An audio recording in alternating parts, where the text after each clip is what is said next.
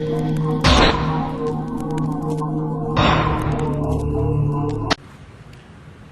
and gentlemen, welcome to Surreal Sculptures. How are you folks? We're going to go ahead and do a little bit of demolding here. And let me back that off, maybe get some more. Because I like to get me in there too, because I'm just a good-looking forest troll. Anyway, here's just to show you the demolding process.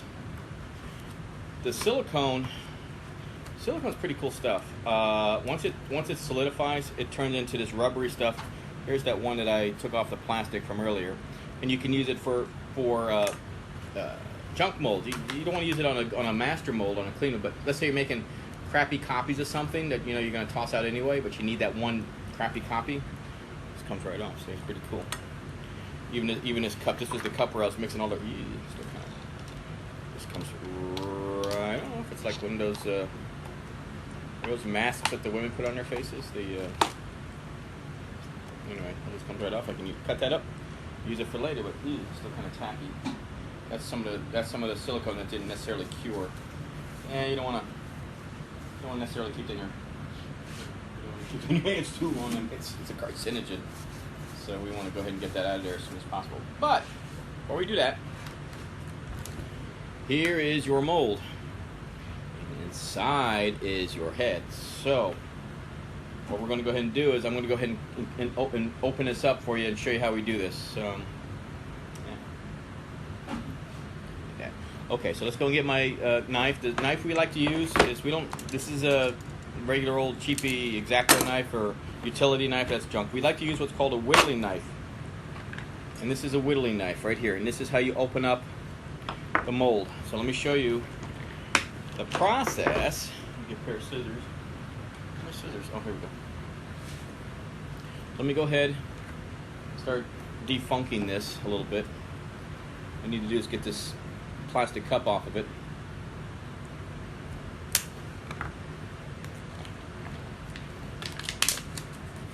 And here is your mold. Now, come on. There we go. Okay. So this is the part where your original's inside of this thing, but we need to go ahead and carve out just a little bit on the side so we can pull out the original and bits and pieces of it. It might get middle mangled up, but this is where the spigot's going to be. And let me go ahead. I'm going to go ahead and demold this. And sometimes this is a pain. Silicone is soft, but it ain't. It's really tough.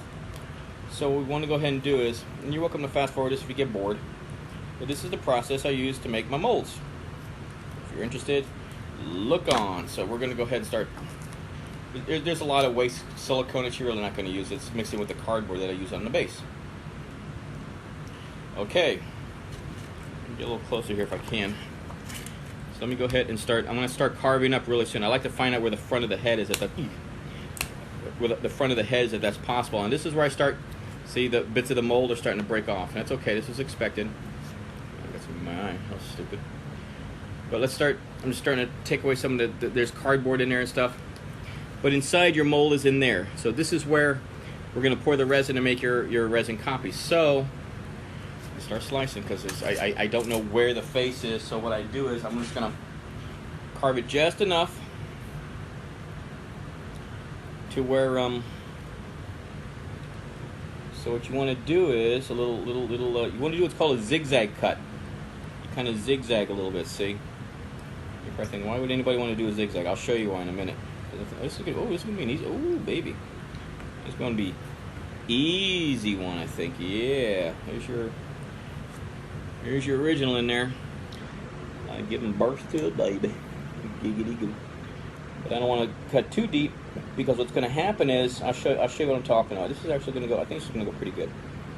Okay, let's go and do my zigzag cut. There's my zigzag. And the reason you do it, okay, I think, cool, this is it. Come on, baby. Give him birth. Give him birth to that head. We have to cut a little bit more out. You want as few cuts as possible with a jeweler's mold. Because what will happen is when you make your copy, it's going to have a seam line. I'm going to have to smooth out that seam line. Really? You're not going to come out? I'm going to have to break this up. I don't want to break it up. Now, okay, we got it. I think what do you know? I save the head. Whoop. Didn't crack either. This is sculpting wax. Maybe I'll give it to you. Maybe I won't. I don't know. We'll see. We'll see what happens. But anywho, here's our mold. This is our mold. And the reason you like the zigzag cut is, now look, see how that, now when you go to put this together to make your mold, it's, this one, cardboard out there. There's a lot of what are called artifacts. They're just little bits of schmutz you don't need. But when you put it together, the zigzag kind of acts as a locking key. So it doesn't really, it won't shift too much. I can make a straight line on each side, but if you do the zigzag, it meshes perfectly. Wrap some tape around it, and pour your silicone in. That's, so you saw how that looked before. So the silicone's going to go in here, and just really only that. But I'll keep the original. I'm going to throw it in there for you. It's kind of cool. Anyway, let's go ahead and make a copy and see how our resin copy comes out, okay? We're going to make a copy. Signing off for now. By the way, folks, on the previous video, I said pour silicone in this thing. Duh. You don't pour silicone, you pour resin. If you... silicone likes silicone. If you accidentally get silicone mixed in with this already cured piece, let's say you have raw silicone, you've mixed it already and it gets attached to this, it will merge. It turns into one material. There's not even a seam line anymore. Silicone loves silicone. So yeah, you don't want to put silicone. If you ever want to make silicone copies of something, let's say you're making silicone dildos, you would make a resin mold, or you would make a fiberglass mold, but you don't want to make a silicone mold for silicone pieces. You can do it. You gotta put a lot of a release compound on there to make sure it doesn't connect. If you do it wrong, it's gonna merge and you just blew your mold to the moon. So anyway, caught my correction. See you in a bit. Hello, ladies and gentlemen, welcome back. This is Richard with Surreal Sculptures. Casting's ready. Let's find out what we got here. Understand that most castings, resin castings, need a little bit of touch-up. Not a problem. Simply the way it works out. Resin rarely cooperates, so you got to get in there and... Where's the crack? There's the crack. So let's see what we got here now.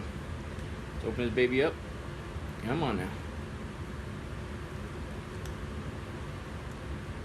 Fingers crossed. I think we're giving birth to a bouncing baby casting. It's a little soft yet. It's alright. Oh, look at that. Merry Christmas. It's your casting. Whoop. You know. Oh, but nice thing is, hard as a rock. Anyway, I'm going to go ahead and let it cool down a little bit more. It'll need a little bit of sanding because I can see the what do you call the seam. It's okay, you just sand it, not a big deal. A little bit of miscellaneous sanding here and there, and we will be right as rain. So anyway, this is your casting. Came out good. Here's your casting right there. It's Richard. See ya.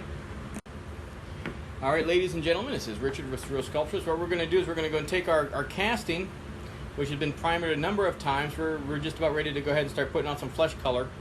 But we always like to make sure that the head's going to go on. So, this is the way she's going to go, with those jubblies drooping like that. And I needed to drummel out the orifice a little bit. It's not. It's warm. It's still hot. It's still soft.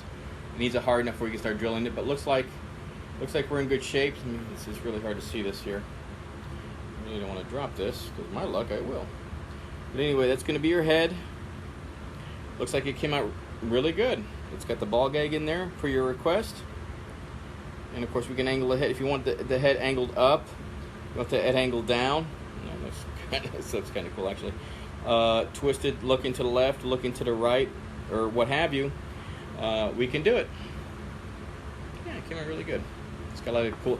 It's got to cool down for a while. Unfortunately, it takes. It could take. I mean, at least an hour or two. So that gets really hard. So when you start sanding it, you're not sanding mush. You're sanding something really hard, because this sucker will get really. It'll get hard like concrete. But we've done good. Done good. Anyway, this is Richard. I'm going to go ahead and do a little airbrushing right now. I'm going to go ahead and start putting flesh color on your body, and I'll see you next time. Bye.